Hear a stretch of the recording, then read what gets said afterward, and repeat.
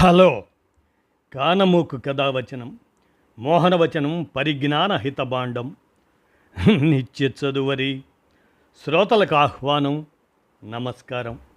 చదవదగునెవరు రాసిన తదుపరి చదివిన వెంటనే మరువక పలువురికి వినిపింపబూనిన అది ఏ పరిజ్ఞాన హితబాండమవుపో మహిళ మోహనవచనమై విరాజిల్లు.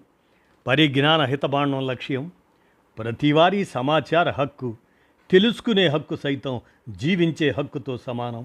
ఆస్ఫూర్తితోనే ఇప్పుడు పీపుల్స్ డెమోక్రసీ సౌజన్యంతో యువశక్తి ఆగ్రహం రగులుతుంది అనేటువంటి అంశాన్ని మన కానమూకు కథ వచ్చిన శ్రోతలకు అవగాహన నిమిత్తం నేటి తీరుగా వినిపిస్తాను. ఇక వినండి.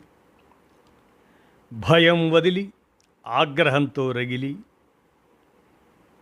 చరిత్రలో కొన్ని సమయాలు శరవేగంతో పరుగులు పెడతాయి. మన ప్రజలు ఇంకా ఎందుకు కోపంతో రగిలిపోవడం లేదు అనే సందేహం చాలామంది భారతీయుల్లో ఉండేది. అధికార వర్గం, చట్టసభలు, ఆఖరకు న్యాయ వ్యవస్థ కూడా కట్టగట్టుకు కలగలిసిపోయాయనిపించే దాదాపు బ్రిటిష్ వలస పాలన పునరావృతం అవుతున్నదేమో అనిపించే పరిస్థితుల్లో ఈ పరిణామాలు వారికి ఉపశమనం కలిగించుతాయి. స్వాతంత్ర పోరాటం, ఆ త్యాగాలు, ప్రజాస్వామ్య లౌకిక రాజ్యాంగం అన్నీ తీవ్ర ఒత్తిడికి గురవుతున్నాయి. జూలై 20న పార్లమెంటుకు నిరసన యాత్ర జరపాలని కాక్రోచ్ జనతా పార్టీ సిజేపీ పిలుపునిచ్చింది. అయితే ఆచరణలో అది సంఘటిత ఆకస్మిక విద్యార్థి ఉద్యమాల సంగమంగా మారిపోయి దేశాన్ని దిగ్భ్రాంతికి గురి చేసింది. మేము ఇది వరకు చెప్పినట్లుగా సైబర్ స్పేస్లో సిజేపీ ఉప్పెనలా పెరగటం చాలామందిని ఆశ్చర్యపరిచింది. జాతీయ విద్యా విధానం, నేషనల్ ఎడ్యుకేషన్ పాలసీ 2020 నుంచి నేరుగా ముందుకు వచ్చిన కేంద్రీకృత పరీక్షలు, ప్రవేశాల విధానం వల్ల ఆ పరీక్షలు నేరుగా నేషనల్ టెస్టింగ్ ఏజెన్సీ ఎన్టీఏ ఆధ్వర్యంలోనే రిగ్గింగ్ చేయబడే పరిస్థితి దాపురించింది. మన మొత్తం విద్యా వ్యవస్థను ఆర్ఎస్ఎస్ కార్పొరేట్ నియంత్రణలోకి అప్పగించే ఒక ముసుగు తప్ప నేషనల్ ఎడ్యుకేషన్ పాలసీ మరేమీ కాదనేది ఇప్పుడు సుస్పష్టం. వినాశకరమైన జాతీయ పరీక్షా విధానం దీన్ని ఒక కొలిక్కి తెచ్చిన చివరి సాధనమైంది. దాని ఫలితంగా వచ్చిన విషమ పరిస్థితులు, ఆశావహులైన విద్యార్థుల బలవంతపు ఆత్మహత్యలు దేశం మనస్సును వికలం చేశాయి. ఈ మొత్తం వైఫల్యం ఎంత తీవ్ర ప్రభావం చూపిందంటే చివరకు ప్రభుత్వం, విద్యా మంత్రిత్వ శాఖ మళ్ళీ పరీక్ష పెట్టడానికి అంగీకరించవలసి వచ్చింది. కానీ ఈ విషయంలో కించిత్ బాధ్యత కూడా తీసుకున్న దాఖలాలు లేవు. ఈ విషయంలో తర్కబద్ధంగా ముందుకొచ్చే కనీస కోర్కెలు, విద్యామంత్రి రాజీనామా, ఎన్టీఏ రద్దు. కానీ కార్పొరేట్ ఆర్ఎస్ఎస్ దుష్టద్వయం నరేంద్ర మోడీ సర్కారును సాధనంగా చేసుకొని జవాబుదారీతనం ఊసే ఉండకూడదనేది తమ తాత్వికతగా మార్చాయి. కుట్రపూరిత నిశ్శబ్దం వహించాయి. మోడీ స్వయంగా పరీక్షలకు పర్యవేక్షణ చేయటం, భారత వైమానిక దళం ఇండియన్ ఎయిర్ ఫోర్స్ దాని ద్వారా ప్రశ్నాపత్రాలు పంపడం, ఇటువంటి విడ్డూరపు ఆలోచనలు బిగ్గరగా వినిపించాయి. ఇక దావానంలా వ్యాప్తి గురించి పరిశీలిస్తే ప్రశ్నలు వేసినవారు, నిరసనలు తెలిపినవారు అందరూ బొద్దింకలని భారత ప్రధాన న్యాయమూర్తి చేసిన వ్యాఖ్యలు బహుశా ఇందుకు ఆఖరి ప్రేరణ అయ్యాయి. బొద్దింకల పార్టీ అనే భావన దావానంలా శరవేగంగా వ్యాపించింది. అందువల్లనే సైబర్ స్పేస్లో సిజేపీ వేగంగా వ్యాపించిన తీరు వాస్తవంలో ఎప్పటికీ నిజం కాదని కొందరు భావించారు. అయితే బొద్దింకల పార్టీ అనేది సమిష్టి ఆగ్రహానికి ఒక ప్రతిరూపమని, విస్ఫోటనం చెందేందుకు మార్గాల కోసం నిరీక్షిస్తున్నదని గుర్తించడంలో వారు విఫలమైనారు. జవాబుదారీతనాన్ని పునఃప్రతిష్ఠించడమే దాని లక్ష్యం. అందరికన్నా ఘోరంగా దెబ్బతిన్న భారతీయ యువత ఆగ్రహం ఒక్కసారిగా బద్దలవటం తప్ప మరో గత్యంతరం లేని స్థితికి నెట్టబడ్డారనే దానిపై రెండు అభిప్రాయాలకు అవకాశమే లేదు.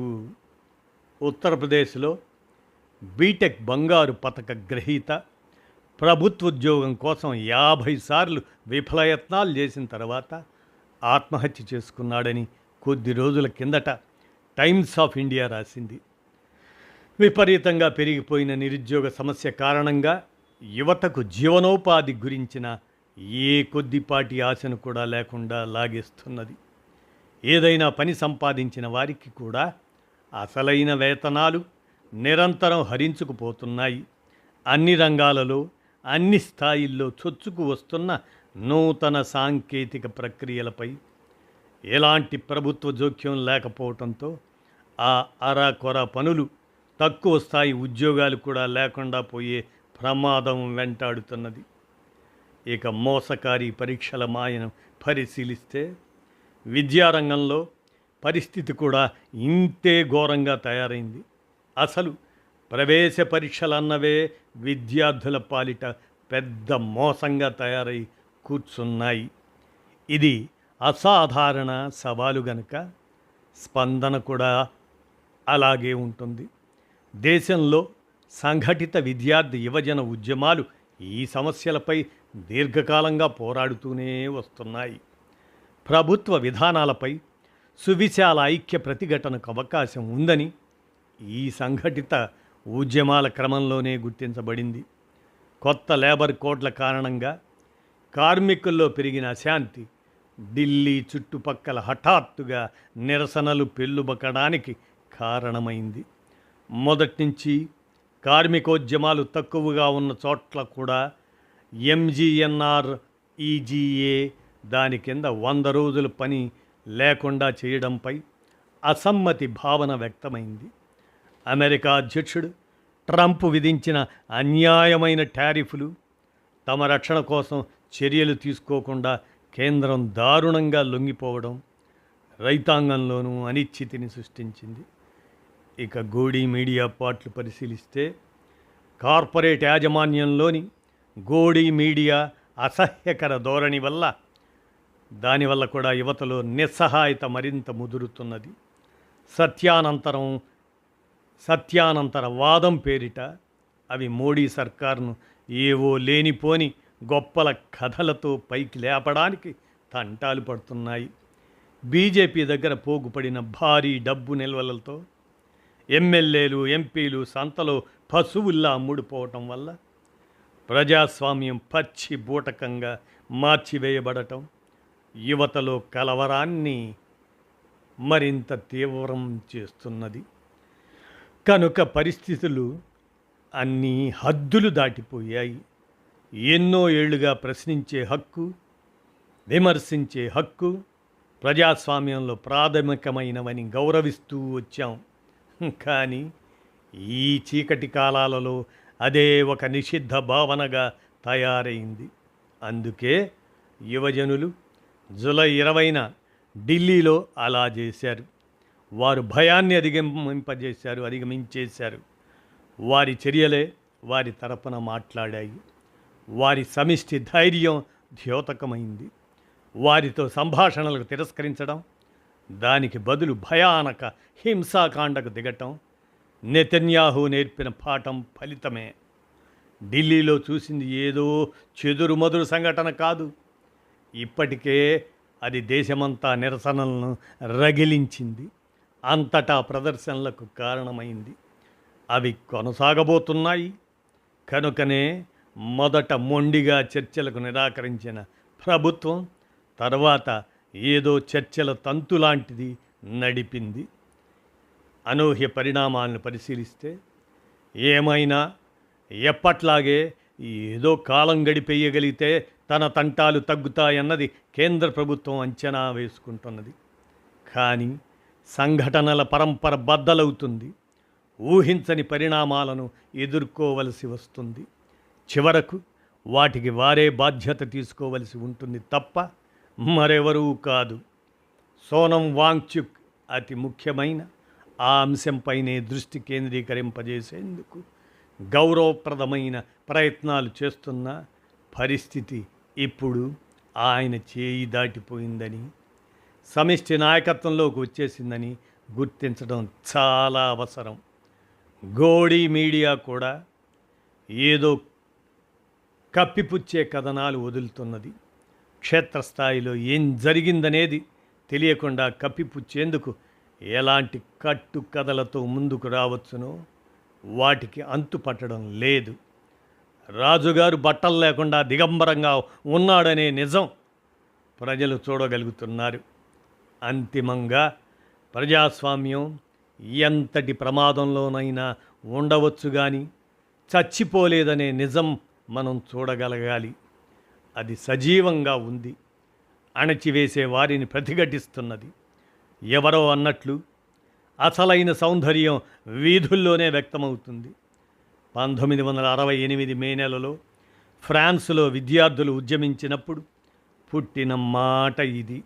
నాడు ఆ విద్యార్థులు స్తబ్దత నుంచి మేల్కొన్నారు. వియత్నాంలో అధర్మ ఆక్రమణ యుద్ధం కారణంగా విద్యారంగాన్ని సైనికీకరణ చేస్తున్న తీరును నాడు వారు వెనక్కు కొట్టారు. వీధులు బజార్లకున్న సత్తా అది. రానున్న రోజుల్లో యువతలో ఆకస్మికంగా పెళ్ళుబికే శక్తులు, సంఘటితంగా పనిచేస్తున్న వారు కూడా సమన్వయంతో వ్యవహరించాలి. రగిలే ఆగ్రహానికి సరైన దిశానిర్దేశం చేయాలి. వారి భవిష్యత్ కార్యాచరణలు, ప్రయత్నాలతో పాటు లౌకిక ప్రజాస్వామిక పార్టీలు ఉండనే ఉంటాయనటం నిస్సందేహం.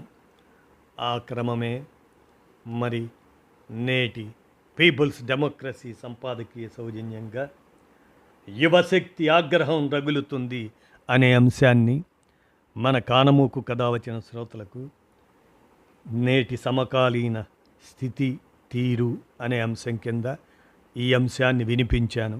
విన్నారుగా. ధన్యవాదాలు.